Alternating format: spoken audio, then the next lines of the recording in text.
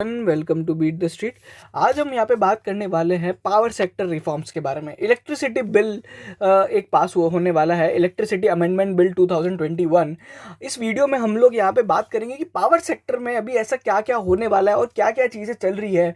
उन सारी चीज़ों का इम्पैक्ट पावर स्टॉक्स पे या पावर सेक्टर पे आपकी मतलब नॉर्मल लाइफ में क्या होगा और इक्विटी मार्केट पे उसका क्या इम्पैक्ट हो रहा है, क्यों पावर स्टॉक्स यहाँ पे तेज़ी दिखा रहे हैं और यहाँ पे सारी चीज़ें जो इंडस्ट्री में हो रही है अभी, वो सारी चीज़ों पे अपन गौर करेंगे। और हम आपको पावर सेक्टर से रिलेटेड कुछ टॉप पिक्स भी बताएंगे जो यहाँ पे एक मल्टी ईयर ग्रोथ आपको देख सकते हैं। यानी लॉन्ग टर्म के इन्वेस्टर्स के लिए हम लोग ये वीडियो बना रहे हैं और यहाँ पे एक पूरी इंडस्ट्री का यहाँ पे जो रिफॉर्म्स है उस पर एनालिसिस करेंगे। अगर आप हमारे चैनल पे पहली बार आ रहे हैं तो चैनल को जरूर सब्सक्राइब करें और बेल आइकन जरूर दबाएं।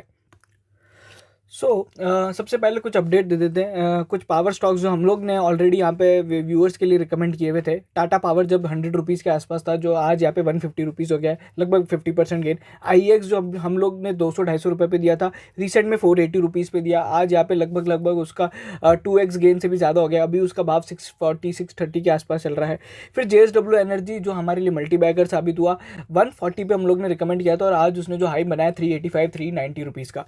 तो इन्हीं तरह के अगर आपको लॉन्ग टर्म फंडामेंटल स्टॉक्स यहाँ पे बैट करना चाहते हैं तो आप हमें यहाँ पे चैनल को ज़रूर सब्सक्राइब कर सकते हैं। सारे वीडियोस फ्री में अवेलेबल हैं। अगर आप हमारी प्रीमियम सर्विस ज्वाइन करना चाहते हैं तो आप हमें व्हाट्सएप कर सकते हैं, उसकी डिटेल्स वहाँ पे शेयर कर दी जाएगी। चलिए back to the important topic कि इलेक्ट्रिसिटी अमेंडमेंट बिल है क्या। देखो, आप सभी को पता होगा इलेक्ट्रिसिटी और पावर स्टॉक्स बहुत समय से है ना यहाँ पे पिछले अगर 2-3 साल पहले की बात करें तो बहुत सारे पावर स्टॉक्स यहाँ पे है ना, बहुत सारी पावर कंपनीज यहाँ पे दिवालिया हो गई थी। जिसमें से अगर अपन देखें तो जेपी पावर एक है, उसके अलावा भी बहुत सारी पावर कंपनीज थी जो यहाँ पे खत्म हो गई थी। इसके पीछे एक मेजर रीजन था कि डिस्कॉम्स। अभी डिस्कॉम्स क्या होता है, बेसिकली यहाँ पे जो आपके ट्रांसमिशन कंपनीज होती है, जो डिस्ट्रीब्यूशन कंपनीज होती है, जो डिस्ट्रीब्यूशन कंपनीज होती हैं, उनकी यहाँ पे फिनेंशियल और ऑपरेशनल यहाँ पे जो परफॉर्मेंस थी वो बहुत ख़राब थी। डिस्ट्रीब्यूशन कंपनीज में बहुत ज़्यादा एक तो डेप्ट होता था, बहुत ज़्यादा ख़राब परफॉर्मेंस, लीकेज, रेवेन्यू बिलिंग वगैरह प्रॉपर नहीं हो पाती थी। वो इलेक्ट्रिसिटी बेचते थे बट यहाँ पे उनको पैसा नहीं मिलता था, लोग बाग इलेक्ट्रिसिटी की चोरी करते थे। इसके कारण डिस्ट्रीब्यूशन कंपनी, जनरेटर कंपनी यानी अडानी पावर से लेके टाटा पावर वाली जो कंपनीज है उनको पैसा नहीं दे पाती थी और यहाँ पे उनको यहाँ पे नुकसान होता था। सबसे इंपॉर्टेंट ये एक जो चीज़ थी उस पर अभी यहाँ पे बदलाव लाया जा रहा है।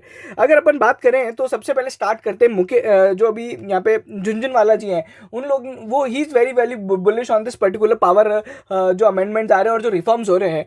और वो बोल रहे हैं कि ये 1999 जो पहले रिफॉर्म्स हुए थे उससे भी यहाँ पे खतरनाक रिफॉर्म्स है। अगर अपन बात करें तो इसमें सबसे पहले क्या बात की जा रही है, अगर यहाँ पे हम लोग ने, ये हमारा ट्विटर अकाउंट है जहाँ पे सभी तरह के थ्रेड्स आपको मिल जाएंगे, तो आप हमें ज्वाइन कर सकते हैं ट्विटर पे भी @beatthestreet10।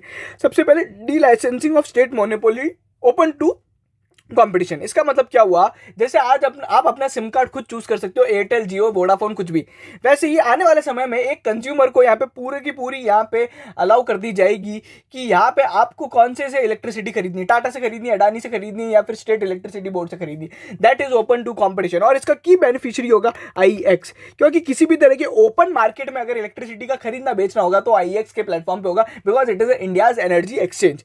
फिर वहीं पे consumer can choose their own discoms, वैसे जो मैंने बताया कि डिस्कॉम्स को खुद चूज कर सकेंगे। और यहाँ पे जो स्टेट मोनोपोली है यहाँ पे उसकी डी लाइसेंसिंग कर दी जाएगी। मतलब जो अभी इलेक्ट्रिसिटी आज भी बहुत ज़्यादा यहाँ पे इलेक्ट्रिसिटी स्टेट गवर्नमेंट यहाँ पे बनाती है, स्टेट गवर्नमेंट की कंपनीज काम करती है, तो उसको डी लाइसेंसिंग कर दिया जाएगा।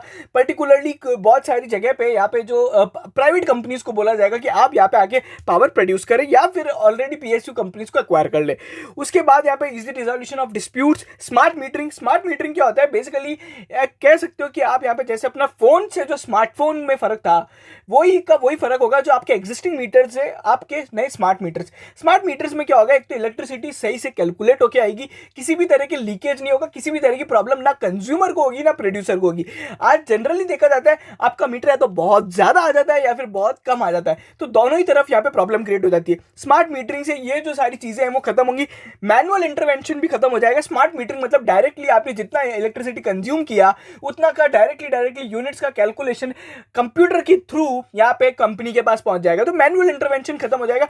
पहले के जमाने में और कुछ साल पहले और आज भी बहुत जगह होता था कि लोग बाग जो पावर कंपनीज के एम्प्लॉइज होते थे घर घर जा जाके घर के बाहर मीटर की रीडिंग ले लेके अपना बिल में लिखते थे और फिर यहाँ पे बिल उसका जनरेट होता था। वो सारी चीज़ें। फिर कुछ यहाँ पे इजी डिस्प्यूट रिजोल्यूशन 24/7 इलेक्ट्रिसिटी, जो कि इलेक्ट्रिफिकेशन का काम है। फिर यहाँ पे कंज्यूमर्स को यहाँ पे बोला गया है कि जो कंज्यूमर यहाँ पे सोलर पे शिफ्ट हो जाएगा उसको रिवॉर्ड दिए जाएंगे। वैसे का वैसे यहाँ पे पावर प्रोड्यूसर्स को क्या बोला गया है कि यहाँ पे उनके लिए मैंडेट कर दिया जाएगा, हर पावर प्रोड्यूसर को कोई भी पर्टिकुलर प्रोजेक्ट है या फिर कोई भी पर्टिकुलर कंपनी है तो उसके लिए यहाँ पे एक मैंडेट डाल दिया जाएगा कि आपको इतना एनर्जी तो रिन्यूएबल बेसिस पे बनाना ही पड़ेगा। रिन्यूएबल और नॉन रिन्यूएबल, मतलब नॉन रिन्यूएबल यानी कोल वाली और थर्मल वाली जो एनर्जी होती है, जो अपन अभी जो जनरली इंडिया में जनरेट होती है, कोल के थ्रू जनरेट होती है। फिर वहीं पे रिन्यूएबल के अंदर आ जाता है अपना सोलर आ जाता है, फिर हाइड्रो पावर होती है और यहाँ पे हाइब्रिड होता है। ठीक है, तो इस तरीके से यहाँ पे काम करती है। तो ये दो मेन सोर्स होते हैं। तो अभी यहाँ पे सरकार और सभी की सारी कंट्रीज यहाँ पे रिन्यूएबल एनर्जी पे फोकस कर रही है, बिकॉज सबको अपना कार्बन एमिशन यहाँ पे खत्म करना है, कार्बन डाइऑक्साइड खत्म करना है, CO2 एमिशन पे बहुत ज़्यादा फोकस है। जीरो नेट कार्बन डिस्चार्ज जिसको अपन बोलते हैं, नेट कार्बन जीरो, सभी कंपनीज ये प्लान कर रही है। तो उसके बिहाफ पे यहाँ पे अपनी रिन्यूएबल एनर्जी की ग्रोथ बहुत बहुत ज़्यादा होगी। अगर अपन देखें तो मुकेश अंबानी भी 100 गीगावाट का वो लेके आए हैं, 2030 तक खड़ा कर देंगे। वहीं पर अडानी ग्रीन ने ऑलरेडी 25 गीगावाट का पोर्टफोलियो बना लिया है। उसके बाद अगर अपन देखें तो इंडिया की गवर्नमेंट का भी करीबन जो टारगेट है 300 गीगावाट्स के आसपास है, लगभग जो 2030 तक उनका है कि नरेंद्र मोदी का, कि 2030 तक 300 गीगावाट की इलेक्ट्रिसिटी अपनी यहाँ पे रिन्यूएबल एनर्जी के थ्रू होनी चाहिए। चलिए, अगर अपन देखें तो यहाँ पे इंडिया के अंदर जो AT&T लॉस होते हैं, मतलब जो ट्रांसमिशन एंड कंजप्शन वाले जो लॉस होते हैं, सबसे ज़्यादा देखे गए हैं। और वहीं पे अगर अपन देखें तो इंडिया के अंदर जो लॉसेज हैं ये 22% के आसपास होते हैं, वहीं पे जो ग्लोबल एवरेज है 8% है। तो स्मार्ट मीटरिंग और जो ओवरऑल रिफॉर्म्स के कारण ये लॉसेज खत्म होंगे तो यहाँ पे जो अपनी एनर्जी एफिशिएंसी है वो बढ़ जाएगी पूरी सप्लाई चेन की। क्या होता है कि अभी इसमें हर कंपनी को नुकसान हो रहा है, प्रोड्यूसर से लेकर कंज्यूमर को छोड़ दे दिया, क्योंकि कंज्यूमर तो उतना ही पे करता है जितना उसको मिलता है। बट क्या होता है कि कंज्यूमर की भी बहुत बार क्या होता है, इलेक्ट्रिसिटी की चोरी हो जाती है, मतलब कोई और चोरी कर रहा है तो उसको भी नुकसान होता है। तो पूरी इंडस्ट्री में नुकसान चल रहा था। ठीक है, जैसे कि मान लीजिए अगर बैंक में चोरी ज्यादा होगी तो पूरी बैंकिंग इंडस्ट्री को इंपैक्ट आएगा ना। इसका मतलब ये नहीं है कि केवल उन्हीं लोगों को इंपैक्ट आएगा जो जिनका पैसा लगा हुआ है, जिनने बैंक के स्टॉक्स में पैसा लगा रखा है। वैसे ही अगर अपन देखें तो यहाँ पे इंडिया के अंदर केवल 9% यहाँ पे जो है प्राइवेट डिस्कॉम्स के थ्रू काम होता है। और वहीं पे अगर अपन देखें जहाँ पे प्राइवेट डिस्कॉम्स को लेके आया गया है वहाँ पे जो AT&T लॉसेस है वो 55% से 9% आ गए हैं। और इसी की तरह यहाँ पे जो डी लाइसेंसिंग नॉर्म्स है इसलिए लेके आए जा रहे हैं कि जो अपने ट्रांसमिशन एंड कंजप्शन के लॉसेज हैं उसको यहाँ पे कम करना है। उसके बाद ये पूरी का पूरा चार्ट ये बताता है कि यहाँ पे पावर के काम, मतलब पूरी सप्लाई चेन काम कैसे करती है। तो आप देख सकते हो, फ्यूल मतलब कोल, फिर जनरेट यानी टाटा पावर, ट्रांसमिशन यानी अडानी ट्रांसमिशन, डिस्ट्रीब्यूशन यानी अपनी जो कंपनीज जो डिस्ट्रीब्यूट करती है स्टेट इलेक्ट्रिसिटी बोर्ड, कंजप्शन यानी अपन। ठीक है, तो इस तरीके से पूरी पावर वैल्यू चेन काम करती है। अभी अगर आप देखोगे तो जो डीप लॉसेस थे जो मैंने आपको बताया डिस्कॉम्स के, वो अब यहाँ पे खत्म हो जाएगा। उसके अलावा यहाँ पे एक और जो चीज़ चल रही है वो स्टेट गवर्नमेंट में यहाँ पे बहुत ज़्यादा डिस्कॉम्स के अंदर क्या क्या प्रॉब्लम देखी गई थी वो भी है। उसमें से खराब मैनेजमेंट है, खराब मैनेजमेंट हो गया। फिर पावर परचेस के जो एग्रीमेंट्स बनते थे ना वो यहाँ पे फिक्स प्राइस पे बनते थे। मान लीजिए अभी आपकी कोई भी स्टेट इलेक्ट्रिसिटी बोर्ड है, एक कंपनी के साथ यहाँ पे एग्रीमेंट कर लीजिए, मान लीजिए टाटा पावर। अब टाटा पावर उनको बोलता है कि हम 6 रुपये पर यूनिट पे ही देंगे, भले यहाँ पे इलेक्ट्रिसिटी का भाव कम हो जाए तो भी। ठीक है, तो भी यहाँ पे 6 रुपये पे ही इलेक्ट्रिसिटी दी जाती थी। सो अब क्या होता था कि वो लॉसेस भी बहुत ज़्यादा हो जाते थे, मतलब इलेक्ट्रिसिटी का भाव कम हो गया फिर भी यहाँ पे आपका डिस्कॉम 6 रुपये में खरीद रहा है, तो उस तरीके का इंपैक्ट आता था। अब यहाँ पे क्या बोला गया, पावर परचेज एग्रीमेंट आप यहाँ पे ख़त्म कर सकते हैं।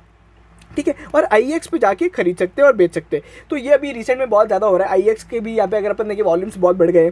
उसके बाद यहाँ पे टैरिफ यहाँ पे आप जनरली इंक्रीज नहीं कर पाते थे। क्यों? क्योंकि देखिए आप यहाँ पे बहुत बड़ा कंज्यूमर एक इम्पैक्ट हो जाता है। अगर जैसे इलेक्ट्रिसिटी का भाव बढ़ा दिया जाए आपके शहर में तो बहुत बड़ा यहाँ पे एक लोग बाग है ना हल्ला मचा देते हैं। ठीक है, and it is a very very important commodity, आप ऐसे ही नहीं कर सकते।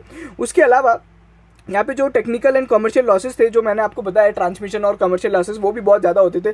और उसके अलावा अगर अपन देखें तो कॉस्ट ऑफ सर्विस और रेवेन्यू रियलाइजेशन जो चीज़ थी वो यहाँ पे नहीं होती थी। मतलब क्या होता था कि एक तो कॉस्ट ऑफ सर्विस ज़्यादा होती थी और रेवेन्यू रियलाइज नहीं होता था, बहुत बार इलेक्ट्रिसिटी की चोरी वगैरह होती थी। तो ये सारी चीज़ें थी। अब यहाँ पे क्या किया है, डिस्कॉम्स को बोला गया है कि यहाँ पे आप 2 तरह के मॉडल पे काम कर सकते हो। इसके लिए क्या किया गया है, 2 मॉडल लेके आए, एक तो लाइसेंस मॉडल। ठीक है, लाइसेंस मॉडल के अंदर क्या होगा और एक फ्रेंचाइजी मॉडल। फ्रेंचाइजी मॉडल के अंदर अब क्या होगा कि मान लीजिए पूरा का पूरा एक यहाँ पे स्टेट इलेक्ट्रिसिटी का डिस्कॉम है, उसमें टाटा पावर को यहाँ पे कॉन्ट्रैक्ट दे दिया गया कि आप सारे ऑपरेशंस आप संभालो। ठीक है, एक तो ये हो गया। दूसरा, लाइसेंस मॉडल के अंदर क्या होगा कि यहाँ पे पूरी की पूरी एसेट्स भी उनको दे दी, मतलब आप ही सारा डिस्ट्रीब्यूशन का काम कर लो। लाइसेंस मॉडल मतलब टाटा पावर को ही लाइसेंस दे दिया गया। इस पे अभी टाटा पावर ने बोला था मोटा मोटी, यहाँ पे जो टाटा पावर ने बहुत सारे जो पोटेंशियल कस्टमर्स को रीच आउट किया, तो मतलब इस मॉडल पे काम करने से क्या होगा, 45 मिलियन कस्टमर्स इनके साथ और जुड़ जाएंगे। और यहाँ पे जो पावर डिस्ट्रीब्यूशन ये काम जो हो रहा है उत्तर प्रदेश, राजस्थान, मध्य प्रदेश, हरियाणा, पंजाब और अदर यूनियन टेरिटरीज के साथ हो रहा है। तो ये पावर सेक्टर की कंपनीज जो प्राइवेट प्लेयर्स है उनके लिए भी यहाँ पे एकदम यहाँ पे बहुत ज़्यादा पॉजिटिव है। उसके बाद अगर अपन देखें तो यहाँ पे प्राइवेट प्लेयर्स में अभी अगर अपन देखें तो लाइसेंस मॉडल के साथ काम करने वाला टाटा पावर है। टॉरेंट पावर कोई फ्रेंचाइजी मॉडल पे काम कर रहा है भिवंडी के अंदर, तो इस तरीके से काम कर रहा है। और अडानी ट्रांसमिशन भी इसी वे में काम कर रहा है। स्मार्ट मीटर से क्या होगा, अगर अपन देखें तो पावर लॉस को यहाँ पे रिड्यूस करने के लिए स्मार्ट मीटर्स लगाए जाएंगे। उसके बाद अगर अपन देखें तो स्मार्ट मीटर्स का भी यहाँ पे थोड़ा बहुत डेटा है जो अपन मतलब मैं ज़्यादा उस पर बात नहीं करूँगा। उसके अलावा अगर अपन देखें तो यहाँ पे जो फिक्स पावर परचेज एग्रीमेंट है, जो मैंने आपको समझाया था कि किस तरीके से अब यहाँ पे फिक्स पावर परचेज एग्रीमेंट को हटा दिया जाए और यहाँ पे अपना नॉर्मल एग्रीमेंट लेके आए, मार्केट एग्रीमेंट, जिसमें अपन जो भाव चल रहा है उतना ही दें, तो यहाँ पे IEX को भी फायदा होगा। दूसरा, कंज्यूमर और यहाँ पे प्रोड्यूसर और सभी तरह की डिस्कॉम कंपनीज को भी फायदा होगा। ठीक है, ये जो कॉन्सेप्ट है ये आप IEX का वीडियो देखेंगे तो बहुत ज़्यादा अच्छे से समझेंगे।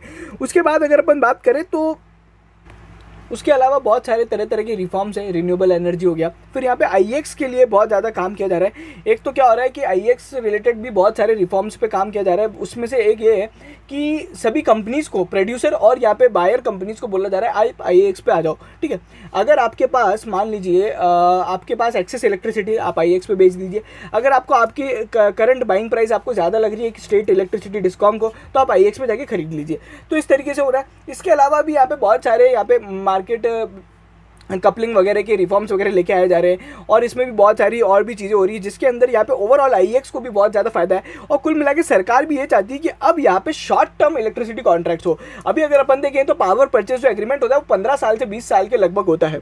अब यहाँ पे सरकार बार बार फोकस कर रही है कि अब छोटे छोटे एग्रीमेंट्स पे काम करो, एक महीने का एग्रीमेंट बनाओ और यहाँ पे IEX पे ट्रेड करो। तो उस तरीके से यहाँ पे बोल रही, ताकि क्या है अब मार्केट डायनामिक्स के हिसाब से आपका काम हो सके। तो हो सकता है आने वाले समय में अपने साथ ये हो जाए कि इलेक्ट्रिसिटी भी बिल्कुल वैसे ही काम करे जैसे पेट्रोल और डीजल चलते हैं, रोज भाव ऊपर नीचे होता रहेगा। उस तरीके से यहाँ पे आप काम करेंगे। मैं ये नहीं बोल रहा हूँ कि कुछ ही समय बाद ही यहाँ पे रोज भाव ऊपर नीचे होगा, बट धीरे धीरे वो जो आपके भाव बदलने की जो वो है फ्रीक्वेंसी है इलेक्ट्रिसिटी की रेट्स की, वो यहाँ पे ऊपर नीचे थोड़ी थोड़ी बढ़ती जाएगी। अभी क्या होता है साल 2-3 साल में बढ़ते हैं, ठीक है, भले कोल के भाव कितने ही बढ़ जाए, कितने ही नीचे चले जाए, फिर भी आपके कोई यहाँ पे चेंज नहीं आता। धीरे धीरे उसको भी मार्केट डायनामिक्स के अकॉर्डिंग कर दिया जाएगा, तो सभी कंपनीज को फायदा होगा। तो इसके कारण यहाँ पे पूरे पावर सेक्टर में आज एकदम से रिवाइवल देखने को मिला था। ये इलेक्ट्रिसिटी बिल अमेंडमेंट है जो प्रपोज किया गया है, पास होता है तो बहुत सारी पावर कंपनीज को यहाँ पे फायदा मिलेगा। उसके अलावा अगर अपन NTPC, NHPC या फिर पावर ग्रिड कॉर्पोरेशन, ये सारी जो PSU स्टॉक्स है, यहाँ पे भी डीप वैल्यू स्टॉक्स है बिकॉज इनकी वैल्यूएशन अभी भी बहुत कम है। NTPC हमारा टॉपिक है बिकॉज उनके पास बहुत ज़्यादा यहाँ पे रिन्यूएबल एनर्जी है। Though they are thermal power producers, but यहाँ पे उनके पास भी एक अच्छा खासा रिन्यूएबल एनर्जी का पोर्टफोलियो है। IEX will be our topic. उसके बाद टाटा पावर है जिसके अंदर अभी भी वैल्यू अनलॉकिंग बाकी है। और वहीं पे JSW एनर्जी में भी एक अच्छी खासी रैली देखने को मिल सकती है। JSW एनर्जी ने तो इतना तक बोल दिया, हम लोग जितना भी नया एक्सपेंशन करेंगे, जितने भी नए पावर प्रोजेक्ट्स लेंगे, सारे रिन्यूएबल एनर्जी बेस पे होंगे। तो ये सारी चीज़ें हैं जो अभी यहाँ पे पावर सेक्टर में चल रही है। ठीक है, अभी क्या होगा, दिस इज नॉट जस्ट मतलब वन टाइम थिंग है ना, ये एक समय की बात नहीं है, शॉर्ट टर्म मूवमेंट नहीं है। इसको इम्प्लीमेंट होने में और यहाँ पे लागू होने में बहुत समय लगेगा। तो कोई यहाँ पे लॉन्ग रन के लिए यहाँ पे बैट करना चाहते हो तो इन रिफॉर्म्स को देखते हुए यहाँ पे बैट कर सकता है। बाकी शॉर्ट टर्म के लिए तो बहुत सारी अपॉर्चुनिटीज क्रिएट होती रहती है। आज जैसे कि ये सारी बिल अमेंडमेंट और प्रपोजल के कारण यहाँ पे रैली आई थी, हो सकता है कल ये रैली थोड़ी बहुत रुक जाए, थोड़ी बहुत प्रॉफिट बुकिंग भी हो, बट मैं एक स्ट्रक्चरल रिफॉर्म की बात कर रहा हूँ जहाँ पे अपने को एक लॉन्ग टर्म यहाँ पे बेनिफिट और वेल्थ क्रिएशन देखने को मिल सकता है। And if you want a multibagger gains then आपको स्टॉक को होल्ड करना ही पड़ेगा because patience is the first step to the profit. So ये सारी बातें हो गई है। अभी इसके अलावा और भी यहाँ पे क्या चल रहा है, ग्लोबली क्या हो रहा है। ग्लोबली जैसे कि मैंने भी कल यहाँ पे ट्विटर पे डाला था कि यहाँ पे चाइना के अंदर बहुत ज़्यादा पावर इश्यूज़ हो रहे हैं। उसके अंदर अभी क्या हो रहा है प्रॉब्लम, चाइना के अंदर यहाँ पे कोल की शॉर्टेज होने के कारण यहाँ पे पावर इश्यूज़ हो रहे हैं। क्योंकि क्या है, सरकार कोल तो बनाने नहीं दे रही है, क्योंकि उनको अपना CO2 एमिशन का जो नेट कार्बन जीरो का है वो टारगेट यहाँ पे पूरा करना है। तो उसके कारण यहाँ पे अभी ग्लोबली यहाँ पे पावर क्राइसिस आ गया है, मतलब चाइना के अंदर सिंपली यहाँ पे पावर क्राइसिस आ गया है। तो कोल की प्राइस बढ़ गई थी, उसके कारण पावर की प्राइस भी बढ़ गई और यहाँ पे पावर शॉर्टेज भी देखने गया। और यही सारी चीज़ें थी थी, जिसके कारण इंडिया में आज कोल इंडिया का भी भाव बढ़ गया, बिकॉज ओवरऑल यहाँ पे कोल शॉर्टेज चल रहा है। ठीक है, कोल शॉर्टेज इसलिए भी चल रहा है बिकॉज बहुत सारी कंपनीज यहाँ पे माइंस वगैरह अभी काम नहीं कर रही। सरकार भी चाहती है कि माइंस को, कोल माइंस को चलाने का जो तरीका है उसमें कम से कम पॉल्यूशन हो, तो वो रिफॉर्म आने में टाइम लगेगा। और इसीलिए यहाँ पे बहुत सारी कंपनीज को अभी सरकार भी यहाँ पे इंडिया के अंदर भी एक स्ट्रिक्ट कंट्रोल मेंटेन करके रखती है कि भाई कम से कम पॉल्यूशन जनरेट हो। तो ये सारी चीज़ें थी। ओवरऑल ये पावर और एनर्जी यहाँ पे रिफॉर्म्स है। ठीक है, कोल इंडिया जैसी कंपनीज में भी आप बेट कर सकते हैं, बट वहाँ पे क्या है, वो एक कोल इज़ अ कॉमोडिटी। ठीक है, जो कि यहाँ पे आप बिल्कुल अपना मेटल स्टॉक्स के जैसे होता है, इतना वोलेटाइल नहीं होता, बट यहाँ पे वो भी एक यहाँ पे कॉमोडिटी स्टॉक होने के कारण यहाँ पे कोल प्राइसेस से सारा उसका काम होता है। तो इस तरीके से ये सारी चीज़ें थी, ये सब रिफॉर्म्स थे जो अपन को यहाँ पे आज पावर सेक्टर में देखने को मिल रहे हैं। और इसी तरह के रिफॉर्म्स और भी बहुत सारे सेक्टर में आ रहे हैं। हम लोग लगातार आपको अपडेट करते रहेंगे जब जब भी कोई बड़ा अपडेट होगा। तो अगर आप इन सब से अपडेट रहना चाहते हैं तो प्लीज़ चैनल को सब्सक्राइब कर सकते हैं। आप हमें टेलीग्राम पे भी ज्वाइन कर सकते हैं, जहाँ पे सभी तरह के अपडेट्स हम लोग ऑटोमेटेड न्यूज़ फीड के थ्रू डालते हैं, और ट्विटर पे तो हम लोग हमारे एनालिसिस पोस्ट करते ही रहते हैं। Thank you so much.